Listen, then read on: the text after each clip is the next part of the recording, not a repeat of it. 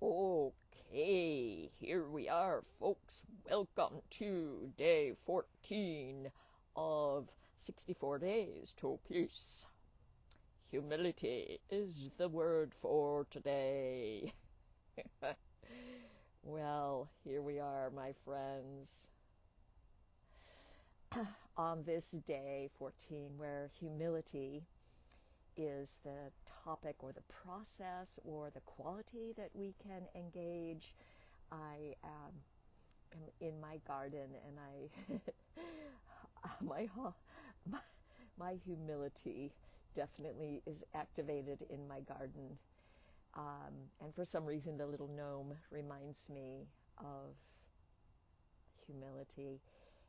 And when I look at nature and I look at the powers of it, the regenerative powers, and the activity that it has, this cycle of growth and decay and productivity, and it utilizes every resource that it has to work toward its DNA expression, I guess one could say. And I think about humility as a path to peace, and when we are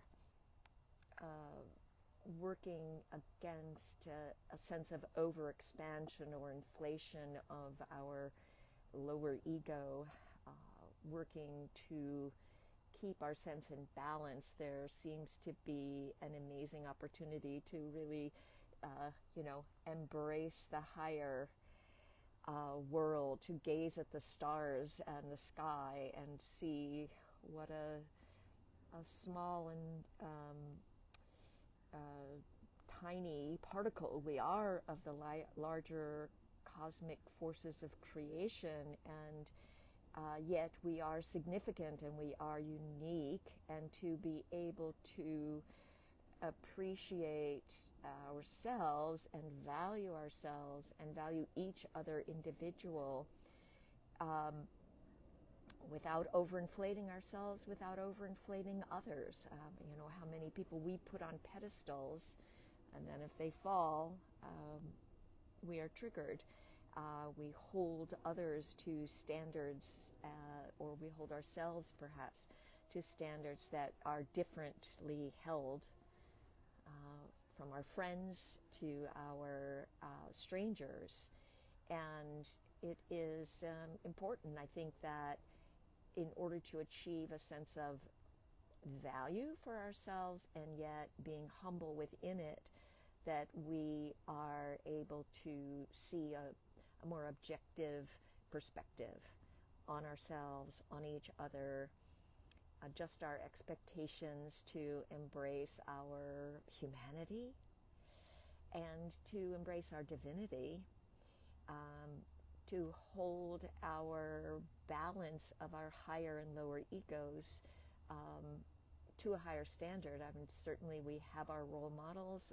Martin Luther King, really, when I met him, it was such his humility was so clear. And meeting the Dalai Lama, the same thing, the humility of these great people, and the many great stars that I worked with in Hollywood and in New York, the humility of Meryl Streep or Cher, as I experienced them, was astonishing.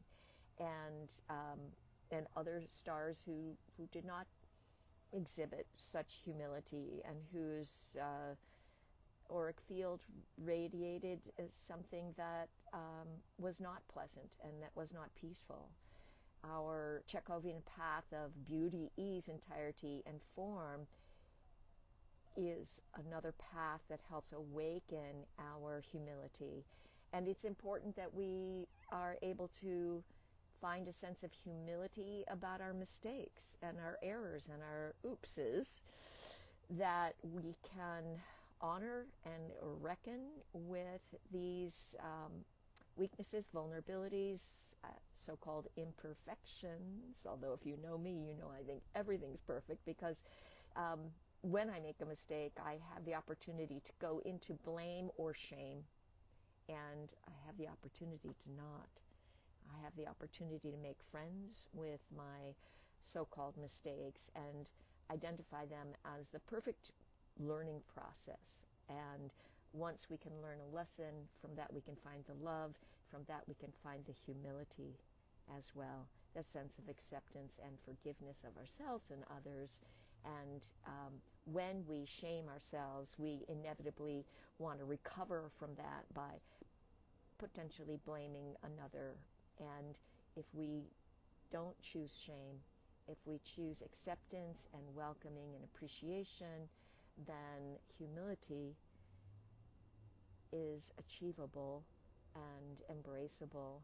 And humility, I think also, for me anyway, again, goes back to finding my place as a human and as a divine being who's part of a much larger cosmic whole.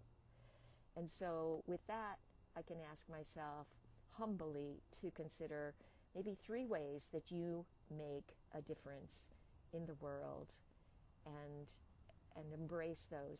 What 3 ways can you make to humbly move peace and nonviolence into the world today, tomorrow, in the future?